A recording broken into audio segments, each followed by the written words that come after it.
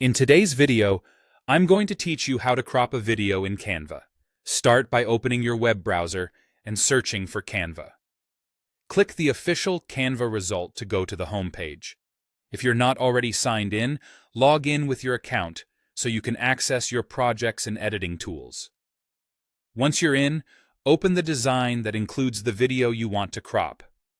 This might be a social post, a presentation, or any canvas where you've already placed your footage. If your canvas feels a bit small, use the zoom control at the bottom right to get a closer, more precise view while you work. Click the video on your canvas to highlight it. You'll know it's selected when you see the bounding box around it. With the video selected, look to the top toolbar and click the crop button. If you prefer a quick shortcut, simply double-click the video to enter crop mode. Now you're in the crop interface. To manually crop, drag the white handles on the corners or sides. This lets you trim off any unwanted edges and tighten your framing. Keep an eye on important details like faces or text near the edges so you don't accidentally cut them off. If your design uses guidelines or margins, align your crop to those for a cleaner layout. If you want a precise shape for a platform or layout, choose an aspect ratio from the side panel.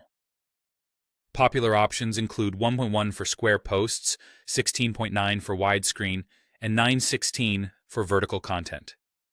Picking a preset helps you maintain consistent sizing across different designs and avoids black bars when exporting. Think about where your video will live. Widescreen works well for landscape players, while vertical is ideal for stories and reels. After setting the crop box, click and drag the video inside it to reposition your subject. This is especially useful if you're converting a horizontal clip to vertical. You can slide the frame to keep the action centered.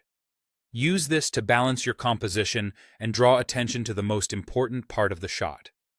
When you're happy with the framing, click Done on the toolbar, or simply click anywhere outside the video to apply the crop.